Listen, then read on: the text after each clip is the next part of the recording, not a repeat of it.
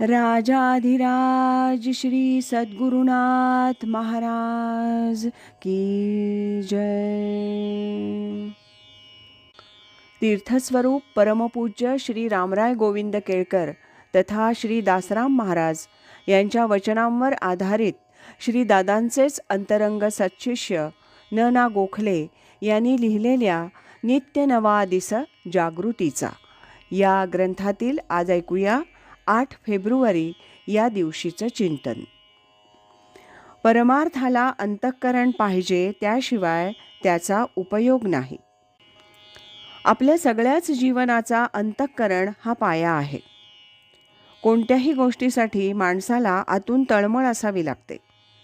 आतमध्ये त्यासाठी काहीतरी कारण असल्याशिवाय अंतःकरणाचा उपयोग होत नाही। त्यानं मनापासून काम केलं, यात मनाचा समावेश आपण अंतःकरणात करतो।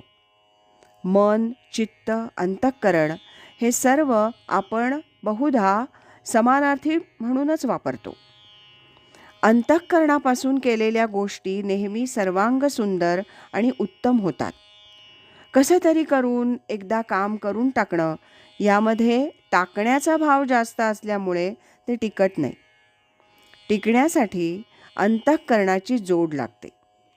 मी एखादी गोष्ट अंतःकरणापासून केली तर ती लोकांच्या अंतःकरणात जाऊन भिडेल। परमार्थात तर अंतःकरणाला अत्यंत महत्त्व आहे, कारण ज्याच्या प्राप्तीसाठी परमार्थ करायचा तो अंतःस्थानातच आहे, कूटस्थ आहे। त्यामुळे त्याला आपल्या अगदी आतला भाव आहे तो कळतो। त्याच्यापासून काहीही लपून राहू शकत नाही। याचं हेच कारण आहे, अंतःकरण हे परमेश्वराचं निवासस्थान आहे। कूटस्थानात जे आहे ते अक्षर आहे, अविनाशी आहे, म्हणून अंतःकरणाला महत्त्व आहे। सर्वांच्या हृदयात म्हणजे अंतःकरणात तो वास करतो। ते त्याचं निवासस्थान असल्यानं ते स्वच्छ, सुंदर, चांगल्या विचारांनी सुशोभित ठेवणं हे परमार्थाचं लक्षण आहे। परमार्थाचा देहाशी संबंध तसा फारसा नाही। देह तादात्म्य जाणं हे खरं परमार्थाचं लक्षण आहे। ज्या ठिकाणी अहमचं स्फुरण अखंड चालतं आणि जे परमेश्वराचं रूप आहे ते अंतःकरणात चालतं, म्हणून उपासना, साधना भक्तियुक्त अंतःकरणानं व्हावी लागते।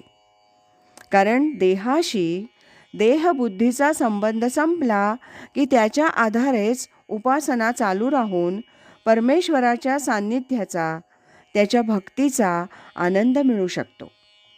म्हणून व्यवहारामध्ये सुद्धा परमार्थात अंतःकरणाचं महत्त्व आहे।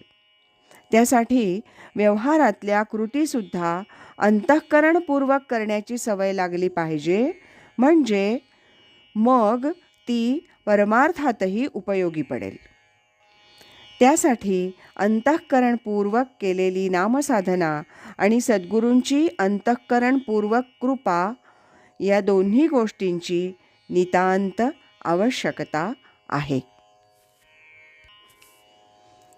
राजाधिराज श्री सद्गुरुनाथ महाराज की जय।